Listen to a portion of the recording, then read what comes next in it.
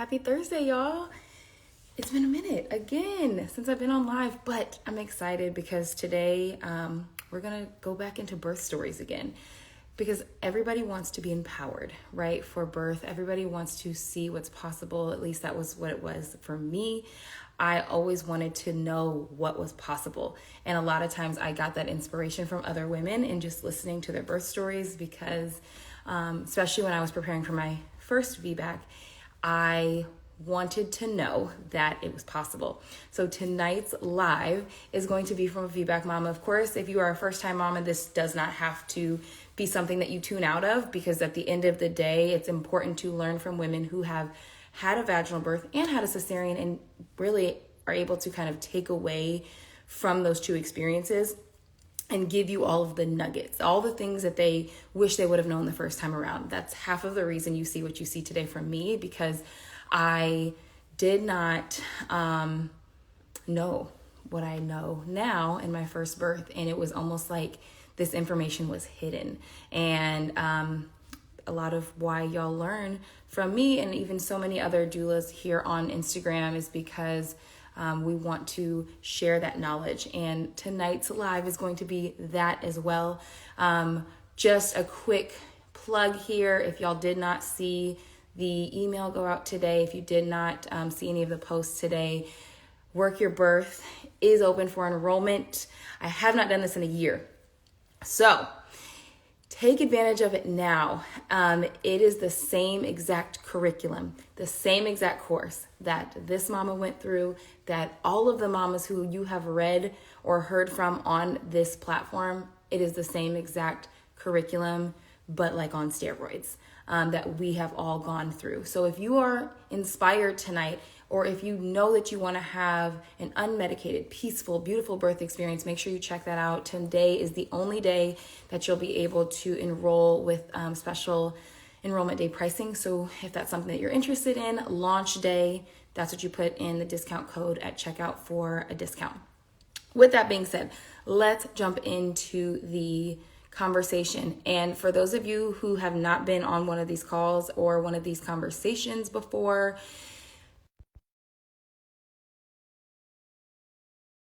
real questions and get down to the nitty gritty. So if you have those questions, or if you just want to be encouraging, make sure that you put that in the comments, because this family, who's now here with us, this family is very direct, they're very raw, they're very real, and you don't get that from a lot of people. So I want y'all to just make sure that you tune in and get that tonight. So without further ado, hey y'all. How are you? Good. How are you? Well, I'm excited. Has the newborn life caught up to you? You know, Mama too, a little bit. So that's an accomplishment. Okay. Well, they're all sleeping. Okay, great. I was like, let's also respect the parents of newborns, because they need to get their sleep too before one of these kids wakes up. So with that being said, why don't you tell us who you are? Tell us all about you, where y'all are from, how many kids you have. Like, give us all the rundown of who we get to hear from. My name is Romy. I'm actually a fellow doula of Chanel's, and I am a mama too. Like you just heard me say, we have a 3-year-old. And we had our baby boy, Mari, in January, the end of January. And Kamali, you could go ahead and tell me a little bit about yourself. My name's Kamali. We're from New Jersey. Working dad of 2. I work from home maybe only twice every 2 weeks. And yeah, I mean, we're just trying to make it work like everyone else.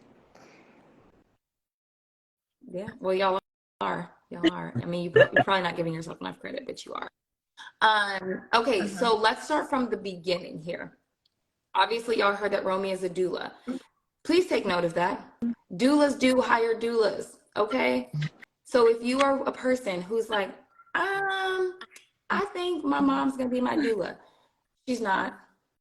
She's not going to be, okay? She can learn things just like, you know, your partner can learn things. And it's important that you still are educated with or without a doula present. But doulas hire doulas too. I hired a doula for my birth. So like, just kind of understand the importance of the role of a doula, whether that is in person or virtually. So let's start from the beginning. You get pregnant.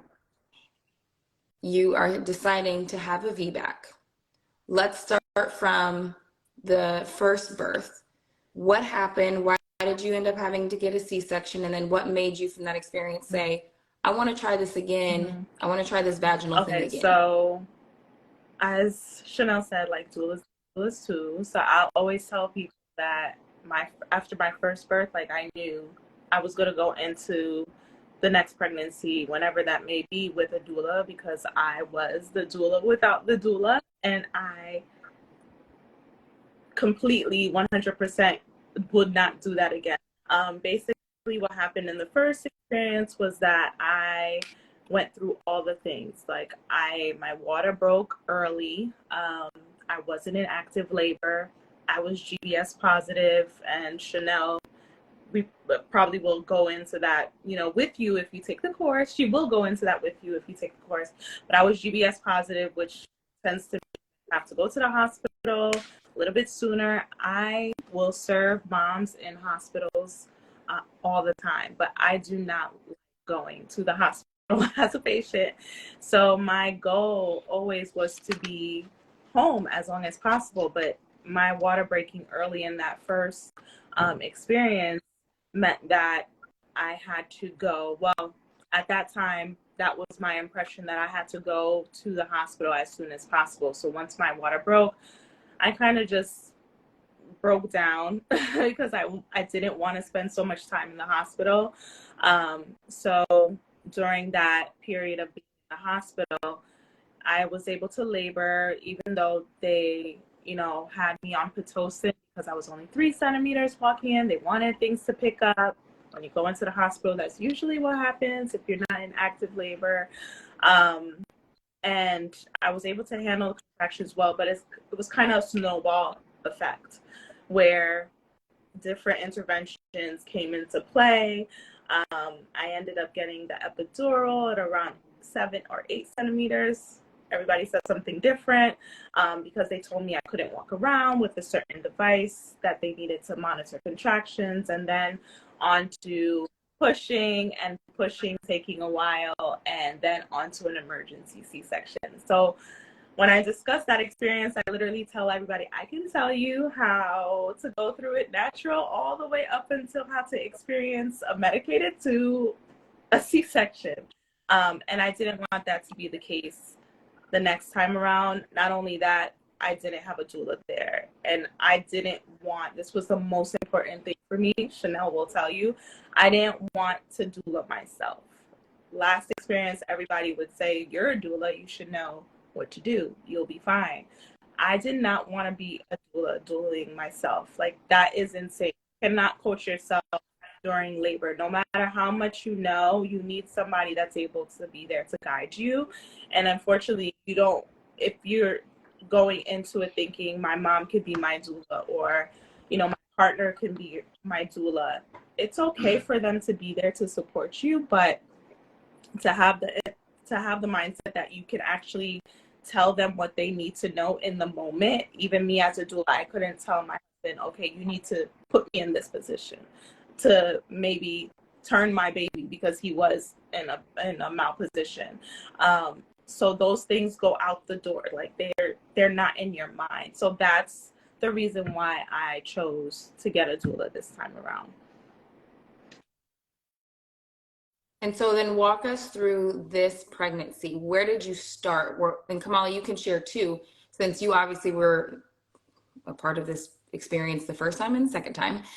Where were y'all at the beginning of this pregnancy? When you're like, okay, I know I'm going to hire a doula. I know we want to have a VBAC, but like mentally, where were you because of everything that you had already experienced? When you were saying, okay, I'm about to prepare for this unmedicated birth, where were we, you know, starting from in terms of like the challenges that you might have been experiencing, or the fears, or whatever might have been in your Right. way, mentally or emotionally? For me, it was the biggest thing was I was stuck on like, oh God, what if my water breaks again early again, and I have to spend that time in the hospital again. And I didn't want to do that, so I kept going back to them like, but if my water breaks early, what am I gonna do? And we kind of had to talk through that, and mentally, like, it was, the pregnancy wasn't expected, so we really had to be like, okay, what are we gonna do? And for me too, it was important to reach out because I knew you had the course, and it was important for me to have Kamali involved. And it's different when it's, even though I'm a doula, like, it's one thing for me to teach versus somebody else who's neutral to teach. So that was really important for me. I wanted him to be as educated as I was so that he can advocate when he needed to advocate and also understand what was going on, without me having to tell him what's going on probably behind the scenes. Like, he can have an idea of what's on. Do you have anything you wanted to say? Well, I think from the first birth, I think the midwife the midwife and our OBGYN kind of knew how bad she wanted the natural. So I think with that, I think she also gave her like a special cut, so to speak, or cut her in a way that she can at least try to get natural the second time around. And obviously that was very helpful. But besides that, I just kind of wanted to make sure this natural birth thing happened, or we tried as much as possible because kind of felt blamed for not having the natural first time, but yeah, it was like priority. She needed to go naturally at all costs, kind of. So So let's talk about that for a second, because I obviously I want everybody to hear this experience. But as a couple, like, when you reflect back on that first experience, what advice would you give couples to avoid? I mean, of course, like, you do everything that you can do, you prepare, and, obviously there was no doula there, but just outside of like hiring a doula, what are some things that y'all would say based on our first experience? If somebody would give me advice to not do this or to do this, a couple of things that you would say, all families watching this, make sure you do this so you can avoid what we went through, or avoid the feelings that might have come up in between us and our relationship from the birth. Because I know for us, kind of just going to give an example, my husband and I, obviously I trust my husband, he's great. But when it came to that first birth, I was like, you didn't show up like I needed you to. And he was there the whole time, rubbing my back the entire time, telling me a good job the entire time. But like, he wasn't there. Like, he didn't provide that level of support that I thought that I would have gotten from him. That would have, I guess I assumed at the first point, would be intuitive for him because he's my husband. So, for me, I would tell families, like, your love for one another is not enough to support you through labor. You got to actually have some skill sets behind the love, in addition to the love and intimacy piece that you already share. So I didn't know if you had anything that came up just from the first birth experience, not the second, but just the first one that you might have reflected on. Don't go into it just thinking like, because the woman is the one pregnant, like, she has to do all the coursework, or she's the one that's going to like figure things out.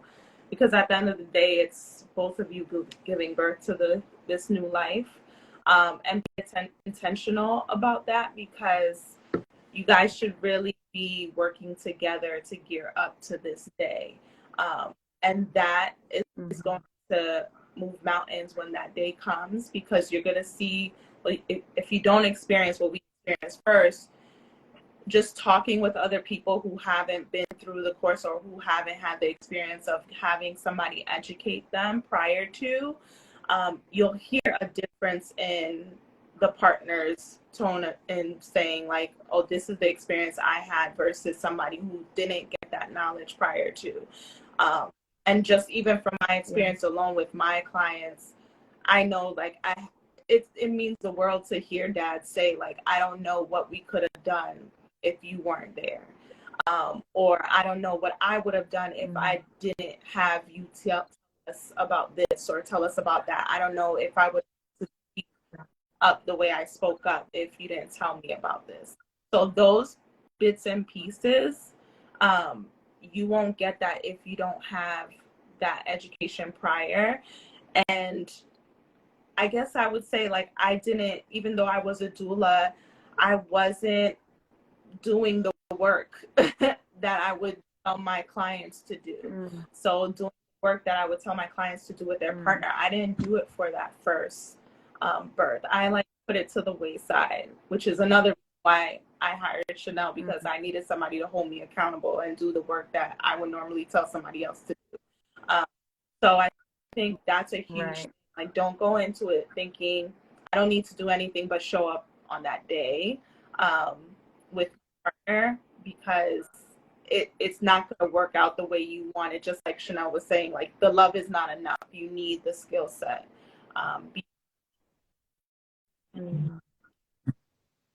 Yeah. What about you, Kamali? What do you think? I mean, I know you made a comment earlier, like, I think it was my fault, which is like a deep comment, by the way. So what is your thoughts, or what are your reflections on that question? I kind of did suggest, that we didn't need a doula because she was a doula, but I don't know, because during the first birth, it was like a lot of stuff going on, but for me, I'm more so like of a realist, and I just feel like we probably shouldn't have gone to the hospital as soon as we did, but then again, I guess the whole GBS positive thing, you kind of gotta go. But I think that was partially a lot of the issues, because like then they start pumping her up with like all this meds, and then even like going into the whole C-section thing, sometimes I replay it like, what could we have done differently? And like he was so like stuck in there, like I don't even know if there's realistically anything we could have possibly done to avoid that. Like I really don't know if he would have been able to come out naturally or not. So it's like it's hard to pinpoint exactly. I don't know what to say do differently, but I guess obviously to be more educated. Maybe if I was more educated, I probably wouldn't let them like check her all the time, because checking her probably like, that was the bad thing about that. At least maybe once an hour, or like once every 2 hours. Like it was like OD. But I don't know, like things are just extremely different than the second time around. So it's hard to really pinpoint on what I could have done. Like I said, obviously, like being more educated is always a good thing. But even being more educated, I'm not sure like how much more that would have changed it, just because like we really had to go in because of the GBS positive thing. But it's hard to put my on it, because this one was just like super smooth, and it was super intense and super smooth at the same time. If that makes I'm excited to jump into it. Were you going to say something? Keep reminding me about them checking me so much. But I think if we would have like did things differently, like we would have spoke up. I think that was something else that I told you. Like for a doula, I felt like I lost my voice in that first birth. Like so much was going on that I like it was everybody else's labor but mine kind of thing. So him mentioning that, like, no, she wasn't GBS this time. I saw somebody right there. Oh yeah, GBS negative this time. But in regards to GBS, I think too, if we got the education, we would have stalled, because we would have stalled a little bit longer. Even though, like stay at home. Even though they told us if our water breaks to go in right away, it was the middle of the night. I be honest in saying that I like took some time after my water broke. Like I washed my hair because I was like not wanting to rush to the hospital. I probably, if that was the case this second time around and it happened in the middle of the night, I probably would have went to sleep and woke up and then told them, oh, my water broke. But that's, you know, Right. a different story for a different. I was like, you live and you learn. Me too. Everybody's like, oh my God, my water broke at work. And I was like, oh my God, your water broke. Oh my God. And everybody's like frantic. I'm like, bro, I'm good. Like, there's no contractions. I mean, I was excited, but like, saw how like there's this no time contractions. when we got in there, it was like 2 nurses, and then all of a sudden, like the whole floor, like, it was all hands. Yeah. Yeah. Okay. So let's go there. Let's go there because like everybody's obviously curious here. So we're going for a VBAC. We're in a hospital setting. We're GBS negative. Like, give me because it was quick. Like, this was a quick birth. How long was the first one? I think like 36 hours total. Yeah. Okay. Okay, 36 hours. Okay. And where we at? Just start from the beginning. How many weeks are you? Where, like what's going through your mind as we're leading up to the big day? And just walk us through all the details, because obviously like we're hinting at some of the details right now. I'm like, let's just tell the story because the story is quite interesting for many reasons. So let's just go. I'm going to start off with saying there's power in your words. So just remember that, because you want to carry that throughout pregnancy, up until you give birth. But my due date was the 25th. I had my son on the 23rd. So leading up to the 23rd, the weekend beforehand, it was a Monday, but the weekend beforehand, I was having contractions. I thought they were Braxton Hicks. It was nothing. So I just chalked it up to being Braxton Hicks and during the weekend. So it probably, looking back now, it probably was early labor.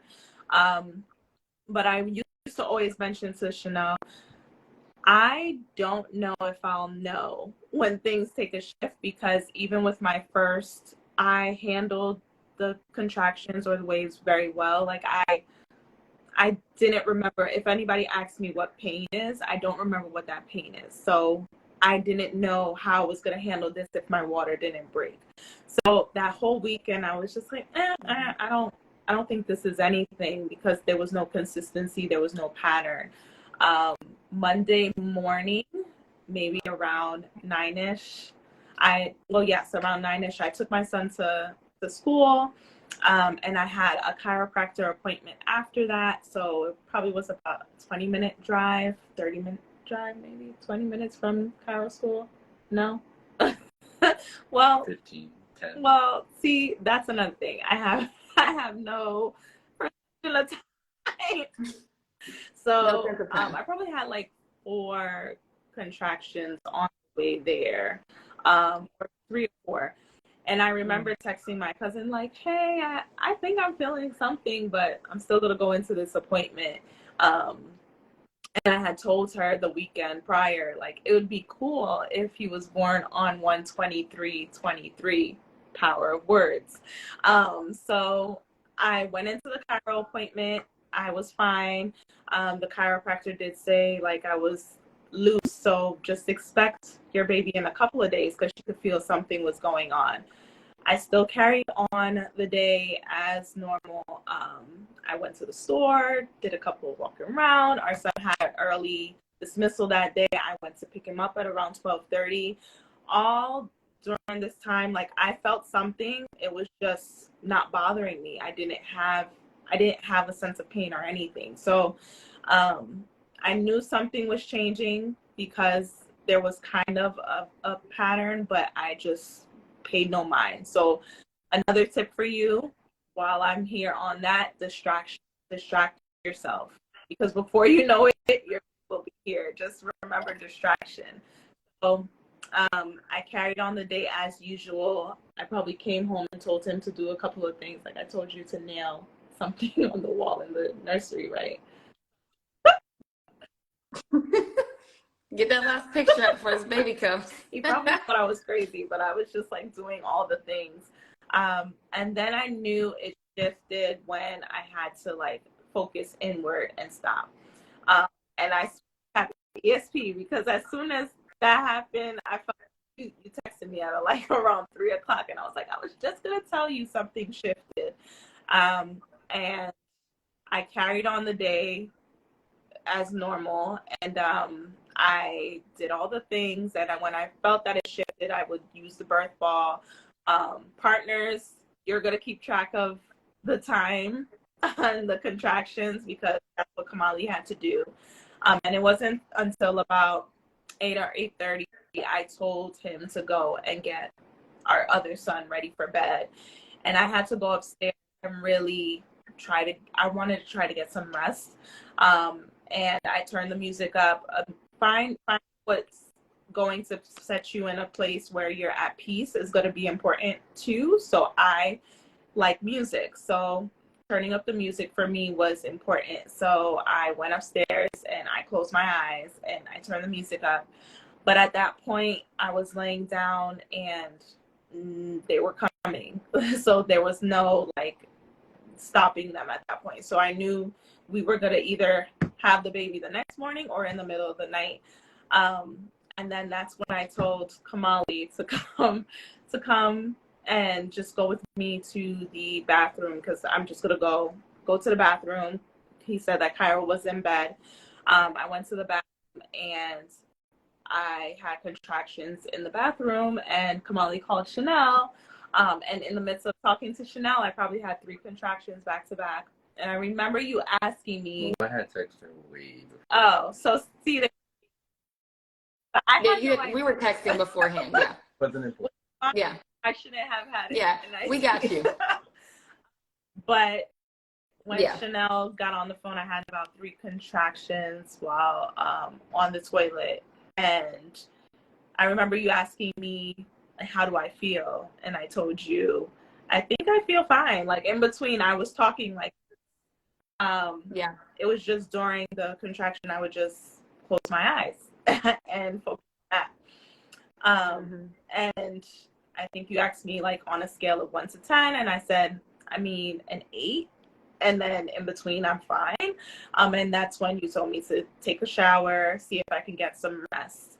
And I remember too, this was like the moment for me to know that I made the right decision is because Chanel told me something that I literally tell everyone when I'm working with a client, and it was the simplest thing. And she just said, relax your shoulders.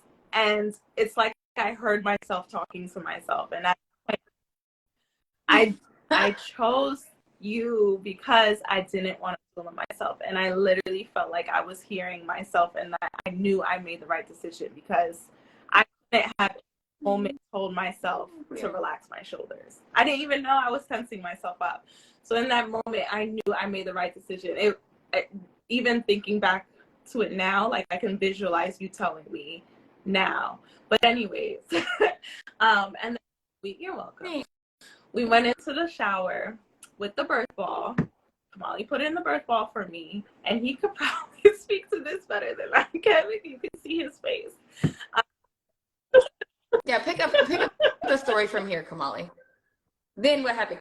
Because we were on the phone, y'all, and I actually had like a call that evening, and I was like, okay, y'all, get in the shower, like try to relax, because you you said an 8, and I was like, are you sure? Are you sure this is an 8? Because like you sound fine. Like you're pretty quiet during your contraction. Are you sure this is an 8? I was like, well, let's go just take a shower, just kind of relax your body, all the things, and then just call me back like when things start to pick up or if anything changes. Y'all, I kid you not, I was on my call, and my call was like 30 minutes. And they called me back, and I said, wait a second, this was fast. That was a quick turnaround time. Like, what changed? And anyways, I'll let you take back to your viewpoint. My viewpoint was like, okay, they're going to shower. She'll probably rest for a little bit because that's usually what happens. But that's not what happened. So I think she was on the birth ball for maybe 15, 20 minutes. And then I don't want to say crying. Maybe I guess the bearing down probably started happening, and then it was. Oh, but before that, the bearing down happened. Remember, my water broke. No, the water broke after I took the ball out, and then. Yeah, and then the bearing down. Yeah, so because it just wasn't working, and I think she just wanted to like stand up and just try to rock out, and then I took the ball out. Then probably less than 10 minutes after that is when the water broke, and then it just got crazy because they all called me like right after that. We were FaceTiming, and I'm like, "Are you like how you doing?" I'm like, I don't know if I can make it to the hospital. Bearing down was wild. I mean, then she wanted to but then my little guy, he woke up because his room is right next door to the bathroom, and then he got scared, asked her if she had phlegm in her throat, and then at that point I think I asked you, I'm like, I'm pretty sure we should be going to the hospital right now, and I think at that point I had stopped tracking it because it was under 2 minutes. I think you said it went from 5. You came in and said 5 to 1 minute. It was like 4 minutes, and then it was just like every minute and a half, kind of. And then I just think I just kept action like, I think we should be going to the hospital. I really think we should be going to the hospital. And then she wanted me to call her cousin because she didn't think that she could make it to the hospital. Somebody has to come help me take this baby. And then also the fact that my kid was still here, and then he probably wouldn't be able to come into the hospital. Like, it was a whole lot of factors involved. And I luckily I had called my mom probably about an hour prior until I might need her to come, and then I basically got on the phone like, now, I need you now. So I think she got in the bathroom around 8:30 ish. She didn't make it out of the bathroom until about 10:45. Because that's when my mom came. She came and got the oldest. No, because you said we made it to the hospital around 10:50, 11. No.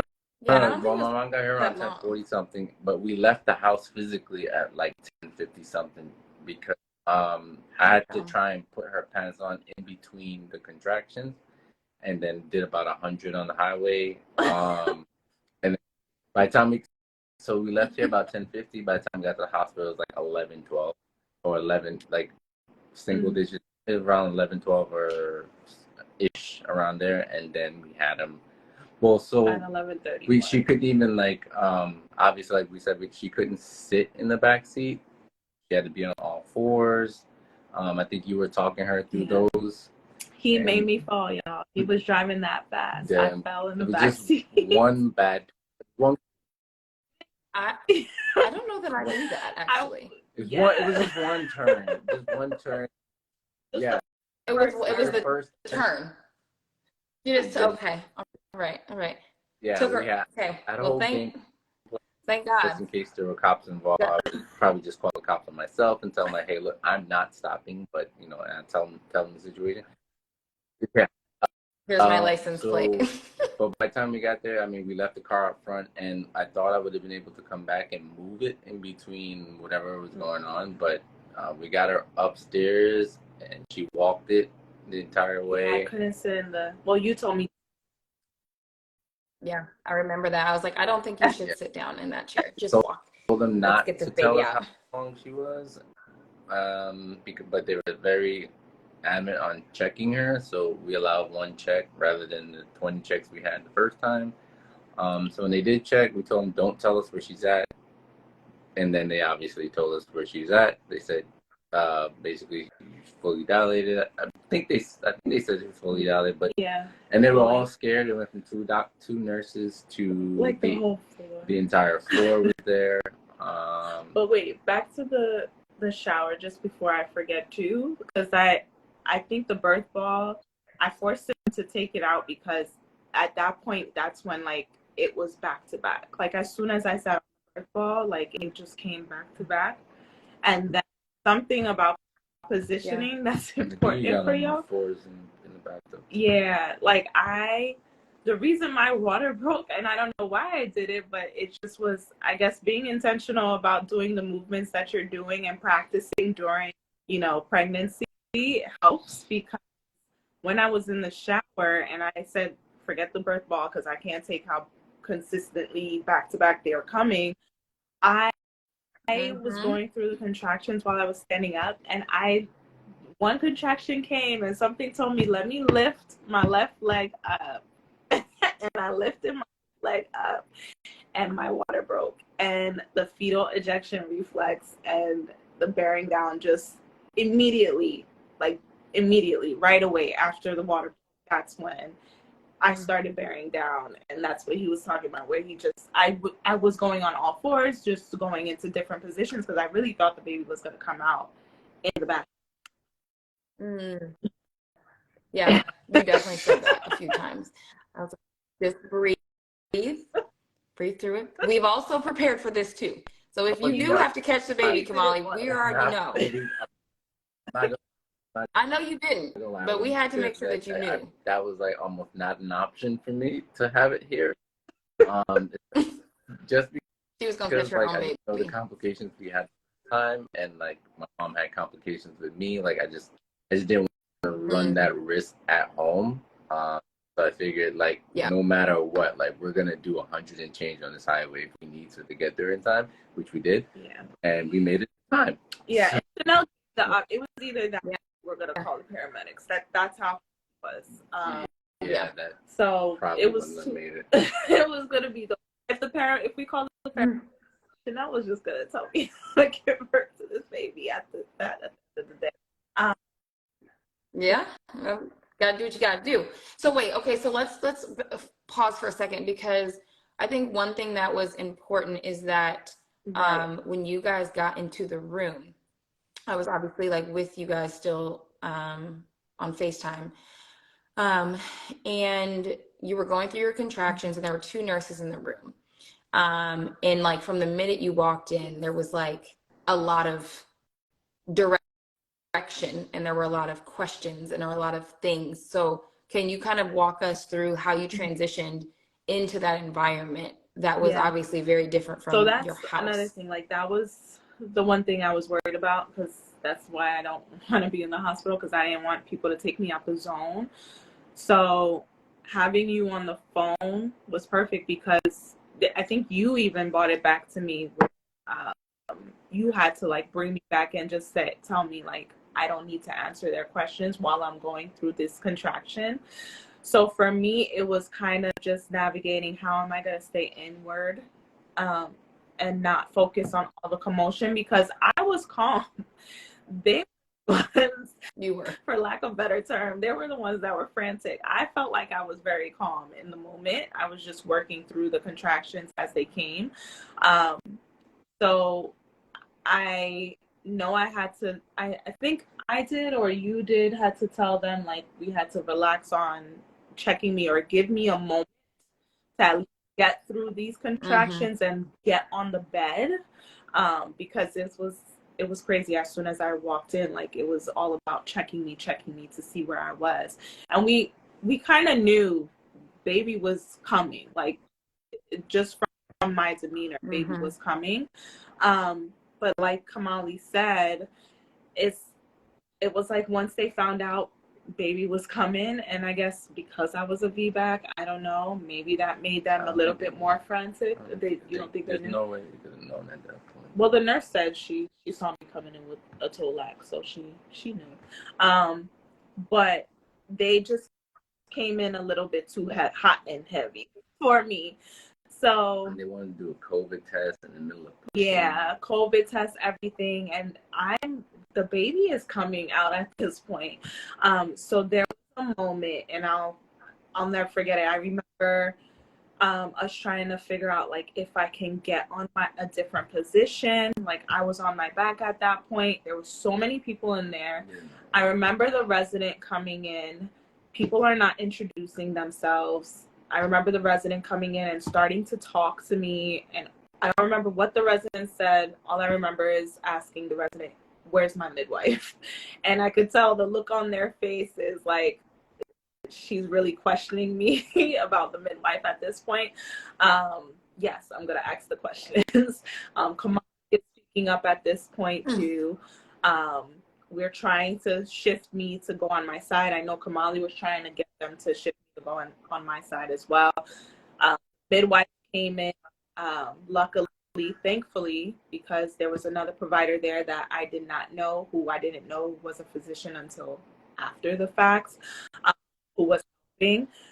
But with all the commotion, and this is something that you should practice, I hope you guys are getting the little nuggets before, not really like dropping them all at the same time, but practice finding your peace elsewhere prior to the birth, because in that moment, like I had Chanel in my with the AirPod, and I remember Chanel telling me, see if they'll give you the birth ball, like try to go on your side. I remember trying to fight with them to get me to go on my side, and I remember the providers like, no, like everybody's going in different directions.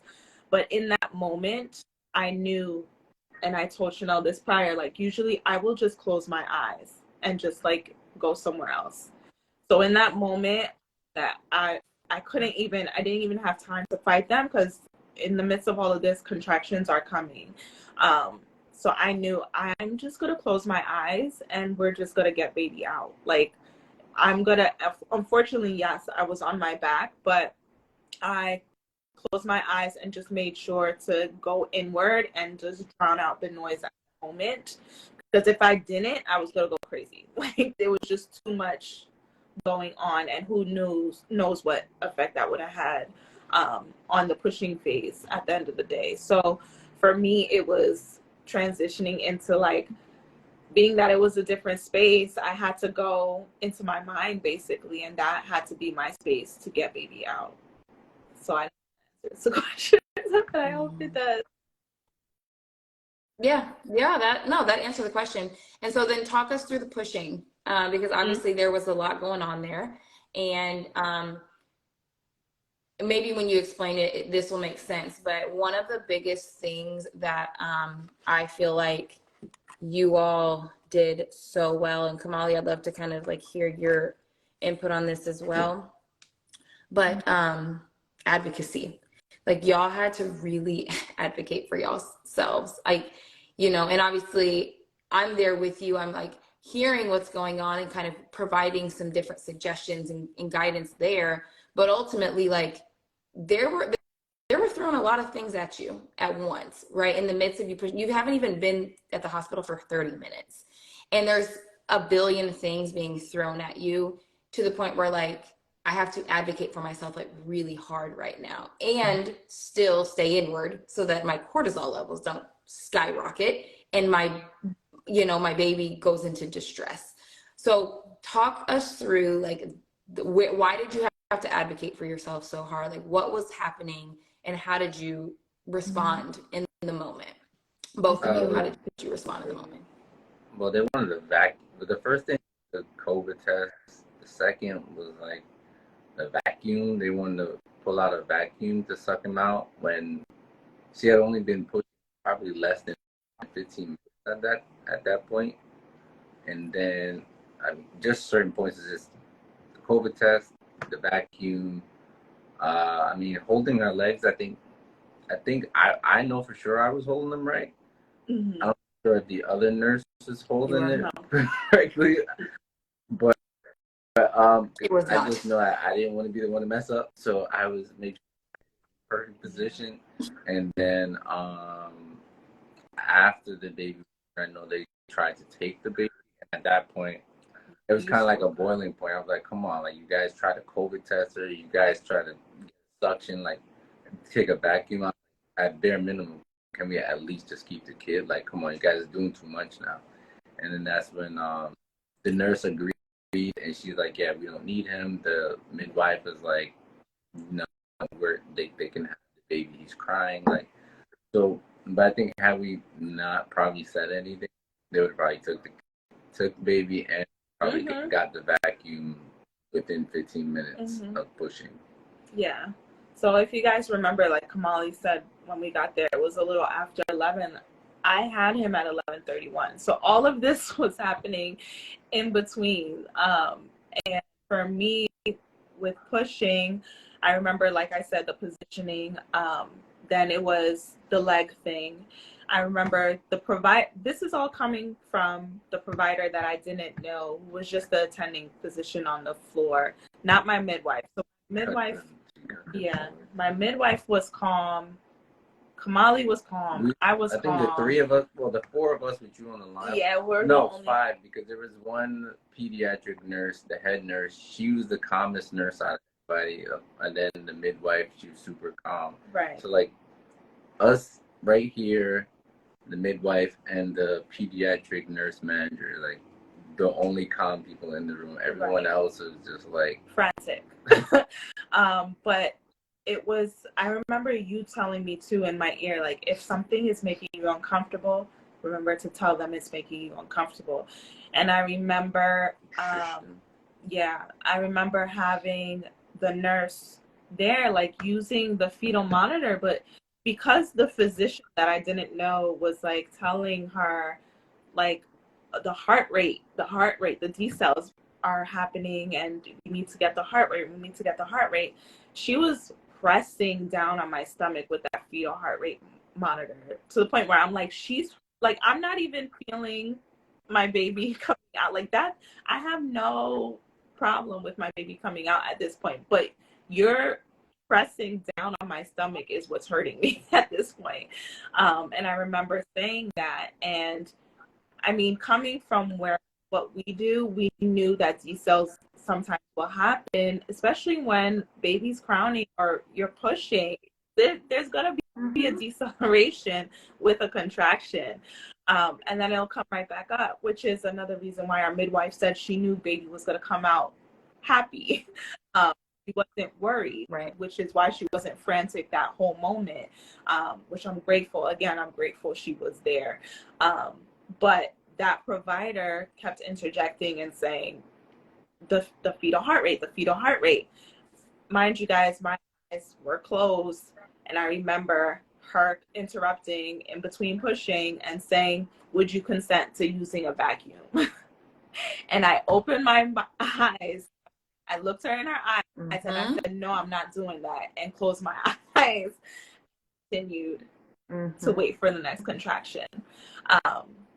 And I think she might have said, okay, well, we better get this baby out in the next contraction. Something like that. Yeah. But again, we weren't pushing for that long. So it always makes me think, like, if it was somebody that doesn't do what we do, like, they would have probably just said yes because they were scared. Or if they didn't have a partner that went through the course, like Kamali wasn't scared in that moment. Like, he knew everything that was going on was crazy. But, you know, a partner probably would have been like, come on, babe, we have to use the vacuum. You know what I mean? Because it shifted the whole thing for somebody who didn't know. But not only that, I mean, we saw his hair. I mean, I saw his hair already, and I mean, we've only been pushing for a couple minutes, so whether not for nothing, but if I took the class, I mean, common sense is like, he's coming, like, and we just started pushing, so like, we need a vacuum. I mean, we pushed for like 2 days before, and we finally got to see hair within like the last 30 something. We're seeing his hair within a couple minutes. Like, I'm pretty sure we're on the right track here. But it was just her tone. Like, I know, like, she was scared. Some people would be scared in that moment. But I knew nothing was wrong. Like, you have to just trust that. And another thing that happened that I didn't see, I found out actually afterwards, is that she interceded what the midwife was doing in regards to somersaulting the cord, because the cord was wrapped around baby's neck, and she cut the cord. So that's something that I wasn't able to prevent. I didn't even, it happened so quick. I just knew when I was like breathing and baby was crowning and how I shifted the breathing on my own. But that was something that did happen. And then also the nurse was in my ear trying to coach me. I didn't need her. So I kind of, they probably thought I was, you know, a little rude, but I shushed her. My eyes were closed. I shushed her. Yeah, you did. Because she was in my ear telling me what to do, and I just shushed her. She was shocked, but you gotta do what you do stay in the zone. And, you know, at the end of the day, baby did come out breathing, crying, fine. And the physician that was complaining about the heart rate and all the things and asked me about the vacuum did come to my bedside when baby came out and was skin to skin. And she was, like Kamali said, she was trying to take baby away. So she was trying to get baby to go to peds. You know, the peds nurses came in, they had a setup, and she was in my ear saying that, you know, baby had the D cells and we're just going to take baby to look at baby. I did not agree. Baby was crying, so I know my baby is breathing. So, and Chanel said it in my ear, just in case I forgot. She was in my ear to tell me, baby looked fine, baby was breathing, baby was crying. And I told her that. I said, he's breathing, he's crying. And she still ensued, like she was still trying to take baby away. That's when Kamali spoke up and said something. And the midwife looked at the physician and said, no, leave the baby with them, as well as the peds nurse. The peds nurse did say, he looks fine, he's pink, I don't think we need to check him. And honestly, I tell Kamali this, and I told them, the staff, because they did come and talk to us afterwards. She disappeared after that. She didn't say bye. I guess she was mad that we didn't agree, but we really had to stand up for ourselves, and it, in fact, worked in those moments. I don't care if she was mad or not.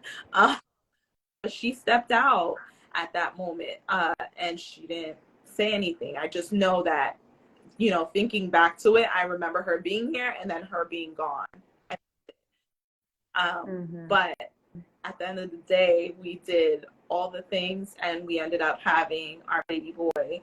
He was healthy and it was quick. Literally, that was in the morning, 9 o'clock, somewhere around there. I started feeling something, and by 11:31, he was here. So yeah. Kamali, thoughts? Where are we at? So now, like, knowing what y'all did this time, right? and also, like, it wasn't an easy road either. You know, I think the other thing too is that people, and you can speak to this too, but there's so many people who I talk to, and probably who you talk to too, who are like, I want to have a really short birth. I just wish I hope that it's fast. And of course, and I had a fast birth as well. What was y'all's experience with a fast birth versus like a birth that took a little bit longer? The fast birth is risky because I mean, I think we probably waited a little too long to go to the hospital. We probably should have went to the hospital maybe a half hour to an hour before we went, because I'm investing going to the hospital before, but nobody wanted to go. I don't think he would have left, but yeah, we could have tried. Like, I felt like she couldn't really get out the shower. Like, I think mentally she probably didn't feel like she could have gotten out of the shower. So maybe when she had initially went into the bathroom to pee, we probably should have went maybe shortly after that. But then again, maybe it could have been false alarm. I don't know. But the fact that we waited so long, I don't want to say we should do that again, but it did alleviate a lot of the BS that would normally happen if we probably went hours before, like time. Give yourself props. You got me there in the nick of time. You did a great job, Kamali. Like, I mean, you're not really giving yourself a lot of credit right now, but like, you did a phenomenal job. And you said, I don't know if you remember saying this, we were talking, we were like, you know, like, I know we practice and we prepare, but like, this is a lot. This is a lot right now. You said something along those lines, like, I don't think. Yeah, this is a lot at the moment. Factored in my kids still being here, so like that was the monkey wrench. Yeah. Because and like I was damn near yelling at my mom because I had called her probably like an hour before, and then like a half hour before, and then like I'm calling like, yo, where are you? Because like this thing's coming like now. and she was like in transit, literally. Luckily, she lives probably like 8 to 10 minutes away, so it was like perfect. But as soon as she got here, like we left less than 10 minutes later, and we would have left sooner, but I was I was trying to get him dressed. I was trying to put on pants on her. Like it was just a whole, and then trying to get down the stairs alone took us like 5 minutes because she had contractions in the middle of trying to go downstairs, and then she got hit right before we got in the car. So it was just like a lot. So those fast births are like furious, you know? It's like you can have like a more slow and controlled and more gradual birth, those are great. Or you have a fast and furious birth. And you just everything moves a lot faster. And it can be more intense sometimes when it's a lot faster because everything you But I move also through think those stages of labor so much the faster. the chiropractor stuff that she was doing probably moved it along faster because like the first time, Yep. I personally think he would have just been stuck no matter what we would have done. Just because like I've heard and seen them trying to get him out from the first time, and like the doctor asking for more leverage to, and like seeing her whole body move when she's trying to pull him out of her. So like honestly, I don't really know if he would have been able to make it out naturally the first time, but with the chiropractor stuff this time, it sort of, I'm assuming it helped because it kind of just slid right out. Yeah, and it was, you know, we knew that he wasn't OP, Amari, that was a big difference. So the prep work definitely is important as well because that's something that you also advise. The chiropractor was one, as well as the pelvic floor therapy too, because that in turn helped me with pushing. Where you're coached during pelvic floor therapy, you're taught how to push the correct way, and also your pelvic floor can be tense. Mine was, which I wouldn't have known and I wouldn't have worked through if I didn't go through to pelvic floor therapy, and that probably would have changed things as well. And I didn't really tear. I had like a I was gonna ask. I had it in a so did you tear? What is what the midwife said. So she just put like a little stitch, one stitch, she said, just because it was oozing. But the work that I did with pelvic floor therapy, they literally taught me how to do the perineal massages, and more than just the perineal massages that we know, like the outer areas have to be massaged as well. So all that prep work in turn helps. And I remember also, for those of you who are listening, Romy and I had multiple conversations about pelvic floor therapy. You're like, I don't know if I need it. I'm like, I think you should at least just go to one appointment. Just try one appointment. She's like, well, is it too late for me to go? I'm already like 34 weeks or something. I think you might have been around 34 weeks. So the nugget here is you're never too late in your pregnancy to go to a chiropractor. It's never too late in your pregnancy to go to pelvic floor therapy. Because after that first appointment, you're like, wow, I have another appointment scheduled. Chanel, it's like, great. All I wanted you to do was get at least one and then take it from there. And I, you know, obviously the fact that you didn't tear like makes this, that's the proof in the pudding. So yes. And then tell us, I think there was a question like, what about postpartum? So like, how did y'all transition into postpartum this time versus like that recovery process compared to the recovery compared to the first time? On point. Like it's different. It's definitely better. I remember with the C-section, like of course not being able to move around as much, and I actually opened my tear just a little bit with my incision just a little bit with the C-section. I figured because I was probably doing the bending down that I shouldn't have been doing, and it opened up a little bit. So being able to avoid that and feeling like, I just remember telling I think the tech came in to help me, And I was like, do I really need to do all this? Because I feel fine. And she was like, just put the ice pack on because you're probably going to feel swollen, or it's a little swollen. And I'm like, oh, but I feel good. Like, I don't feel like I need to do anything right now. And because I only had the abrasion, I didn't really have burning or anything. So I felt really good afterwards. Postpartum, a lot of people came to talk to us about our experience just because of everything that happened. And I think after the fact, they kind of found out that I was a doula and I was, in this field. So that, that shifts people's attitude towards you at that point.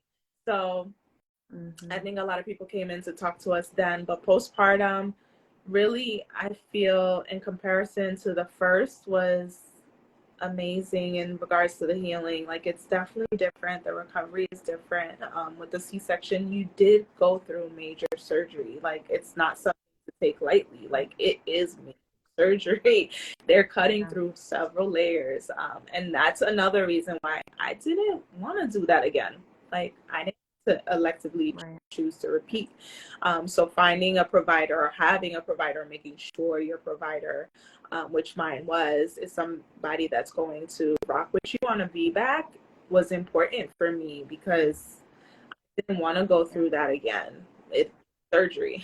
Who wants to do that? And it's not to say that vaginal, you don't need to do as many things for a mother who's gone through things vaginally postpartum, because postpartum is the same for both moms. Like, you still need to care for both moms regardless of how they birth, but it's definitely harder when you have a C-section at the end of the day.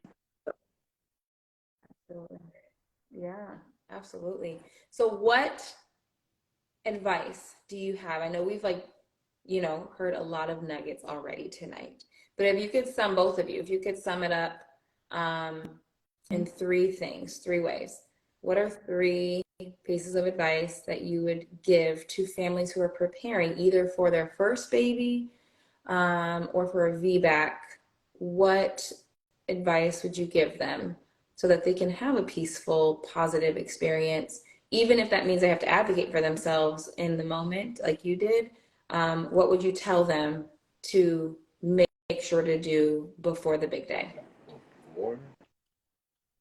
And you can come on, Molly. Maybe you give your suggestions to partners, like from the partner's perspective, what you would encourage all partners to do, and then Romy, you can just speak to moms.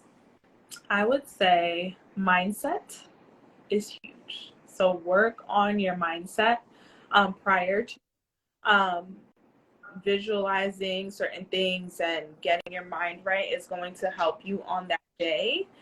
Just like I said, when I close my eyes, if I didn't practice that, or if that's not something that I'm used to doing, that's not something that would have came to me in that moment. So that's huge. Mindset, working on your mindset.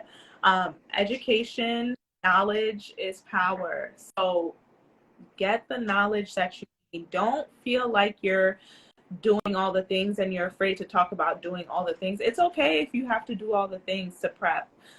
Do it, because knowledge is really going to help you when that time comes. It's going to help you advocate for yourself, as well as help you gear up for that day. Like, you don't want to go into this without knowing anything.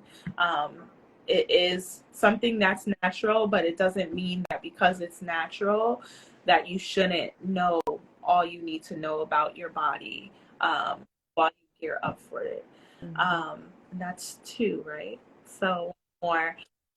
If you don't have three, it's okay. If you have a partner, talk with your partner and work with your partner while getting ready for birth.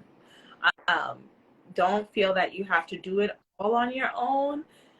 You want to just make sure that you're not only talking about things that are going on during your pregnancy, but what you want your birth to look like, so they're aware, as well as postpartum. You don't want to forget about postpartum. So plan what you want your postpartum to look like with your partner too, and this is one last one. Be intentional about everything. especially the movements. If you choose to take Chanel's course, there's going to be movements. I won't say too much, but you know, think about how you'll incorporate into your day, especially if you have another kid. You may think that you won't have the time to do all the things, but you know, sometimes I would you know, going down the stairs, I would just simply like incorporate a movement while going down the stairs, but being intentional about, okay, this is going to help me if I do this way. So since I may not dedicate to doing a whole heap of things at one time, let me do a little here and a little there. So being intentional about your time so that you can do the things that you need to do to prep is going to be important, especially if you have other kids. Yeah, absolutely. Come on, what about you? And we'll end with you. No pressure. And you don't have to have 3, just like a few things to partner, give I would partners. probably say, I mean, even if you don't know what's going on, I would say just, I mean, because let's just keep it real, a lot of guys will probably go in there and they're not going to really know what to do, what's going on. I would say the most important thing is probably just to remain calm in this situation. I personally work pretty well under pressure, but I think that's very important because in our specific situations, like everything was just a complete chaos when we got to the hospital. And I think me just remaining calm and just trying to like assess the situation and just to figure out what's like the best next method or the best next move, rather than just like going with whatever they're going with. Obviously, I would say to take the course and try to just remember as much as you can. I think for guys, I talked to a lot of guys and all they know is that 8 centimeters. All they know is about the centimeters, but like you said, the station is really important as well. So I think if it's good to know that when you're going into it, and if you're there, and it's good to ask like probably what station we're at, because the first time I think we were probably not at the proper station, and we're fully dilated and we're there pushing, and it's just not gonna go anywhere. So maybe the dudes should probably know a little bit about the method or like the whole process of the baby coming down. And I think if you know that, everything else will kind of like fall into place. And that's 2. And third, I would say just try to be there for your partner and hold the legs properly. Yes, please, because if you are on your back, I remember I was like, Kamali, knees and ankles out. So she had one leg that was out like this, and the other leg was out like that this. Other leg too, and, but I was just like, I don't know what they're doing. Let me just do what I need. I mean, one side if it's all you got, it's all you got. Yeah. But it worked out. It was, you know, you were more in like a little your hips were a little sideways, but it worked out. Well, the doctor said, "Oh, we need him wide open." And in my head, I'm like, "You're wrong." Now you know me. I'm like, she's like, "You need to give your baby some room." I was like, "Ma'am, are you educated or not? Because that doesn't make sense." But you know, again, this is still the system that we're birthing in, and not everybody's trained and prepared the same ways, and that's just not how they've been trained or educated. And so it's fair that that's what they think, but at the end of the day, you got to advocate for yourself, and if that means one leg is all you got, then one leg is all you got. And the baby will probably, you know, inch their way over there because they got a little bit more room. So anyways, thank y'all so much. So much for sharing your story. Thank you for just being you, and thank you for putting all of the tools that you had in your tool belt into practice. It's very inspiring, and I hope that those of you who have listened tonight are inspired. Romy is a doula, so if you are in the New Jersey area, obviously make sure that you reach out to her. The course is open for enrollment right now. So if you do want to have all the tools and skill sets that these two had, there is stuff specifically for you, mama, and there's stuff specifically for your partner so that you both know how to execute on your roles specifically and you can master that. Thank y'all. This will be saved so y'all can come back and rewatch it whenever you want. Okay. I think that's it. If you're Yeah. questioning if you can have a virtual doula, just do it. That was another thing that and I'm just remembering this now, that I was like, I don't know how I feel about this. I literally just went to Chanel just for the course. And I am 100% sure, like, this is the way that, especially with the way things went, I'm 100% sure, like, this is the way things should have been. And having her in my ear literally was the best thing that I could have done for myself. So thank you to Chanel for allowing me for this birth not to be the doula without the doula again, and for myself. Because I truly, I'm grateful. So that was it. Make sure Thank you. I tried. Yes, I'm grateful. Having a tripod there would have probably been a little awkward. Yeah, it worked though. It worked out. You did a great job with whatever arm was available. Whatever hand was available. The earbuds are a really good idea that you said, because you can always tell us stuff that they don't hear, which is because if you would probably said it out loud, everybody would have caught feelings or whatever. They would have. That's the pro tip here for anybody either with a virtual doula. I actually just shared this earlier with a few other doulas, but pro tip, whether you have a doula in your ear or not, mom should have headphones on.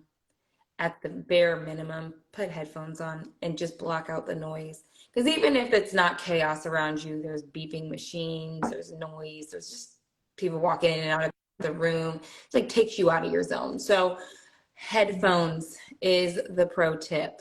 And that is going to help you hopefully stay in your zone, if nothing else. Because if you know how to advocate and your partner knows what's going on, which Kamala did, he can answer all the questions, or your partner, whoever your partner support person is, can answer all those questions for you. And we can move on and let mom just labor, because that's all she needs to be doing is laboring. She wasn't getting asked a bunch of questions when she was at home. So we don't need to force that unless there's an emergency wherever you go. So yes, y'all are the best. Okay. Thank you. Go back to go get some sleep first, because I'm sure a baby's gonna wake up sometime soon. Alrighty. So thank y'all so much. I will talk to you guys soon.